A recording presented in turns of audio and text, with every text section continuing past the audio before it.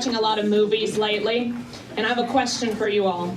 Why is it that in movies, when the protagonist spontaneously decides to cut their hair in their bathroom mirror with like a dull pair of scissors, they look like sexy and ready to take on the world? And I just look like this.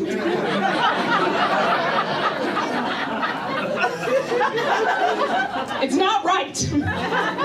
I've been spending a lot of time watching movies alone in my apartment. I'm an introvert. The internet tries to help out introverts a lot, offers some good advice for us. Like, introverts, become more extroverted. You know, the top 10 tips. Try to leave your house. Try to memorize conversation starters in advance. Try to call someone other than your mom. Just try. But my question is, where are the tips for you extroverts? Because you all need a lot of help. More help than us. Like, where is the top 10 list for extroverts to just, shut up, I don't want to hear you anymore. I don't want to hear anymore about your dogs or your children or your house. Just stop talking, stop. I'm done. Where's that list? If that list came out, I might leave my house.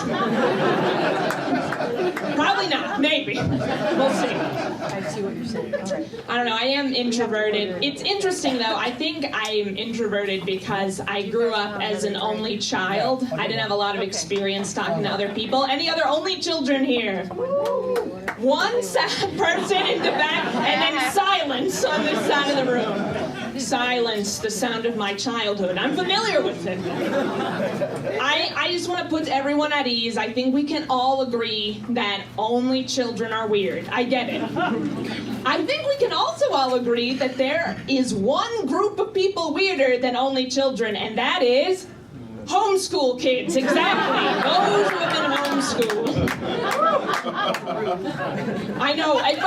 Okay, double negative. If you were homeschooled and an only child, double negative, you're the most normal person of all. You're probably like an accountant. Probably, you know, people in glass houses shouldn't throw stones. I'm not making fun of anyone who was homeschooled. I mean, I had a weird childhood as an only child. My best friend for years was a Furby.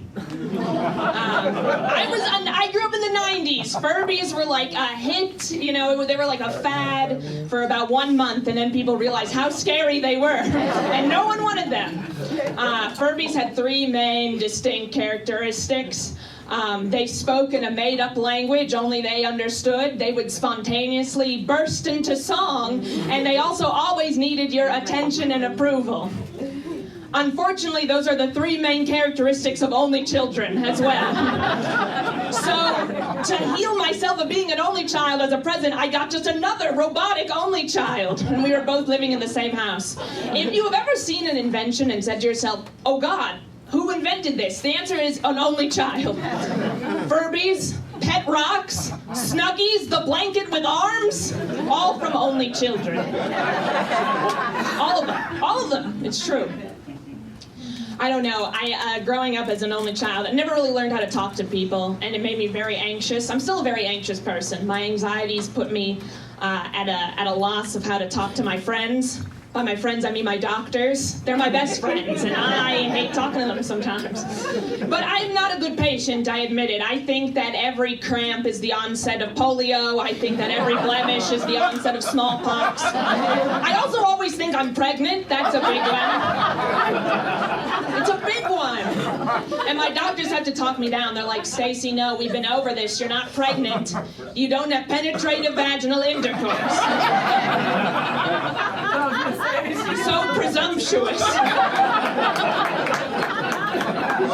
I finally thought of a good retort to my doctor who says that to me. So the other day, I see my doctor, they said that to me, and I was like, oh, really? Well, maybe I don't have penetrative vaginal intercourse. But Jesus came from somewhere!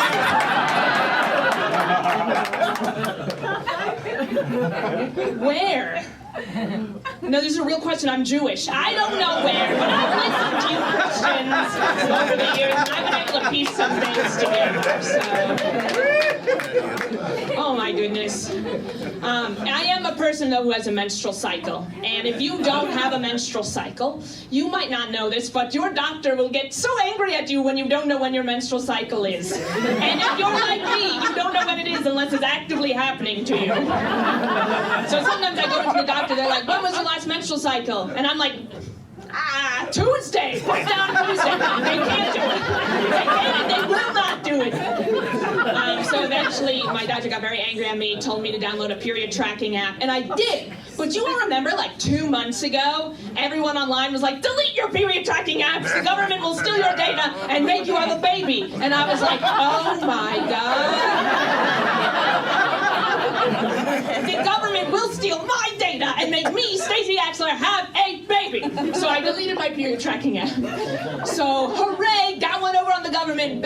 Doctor's still mad at me. Still don't know when my period is. So then I was like, I know, I'll just keep track of my period in a paper calendar. People have done that. I do it too. But then I followed the logic forward and I was like, my God, what if the government gets hands of the paper calendar? I can't let anything slide past the government. The tricky government. So I decided I knew what I'd do. I was going to develop a secret special code word that only I knew. But I'm going to share with you all right now what the code word is. The code word that I have called my menstrual cycle on my calendar, it's Mitch McConnell.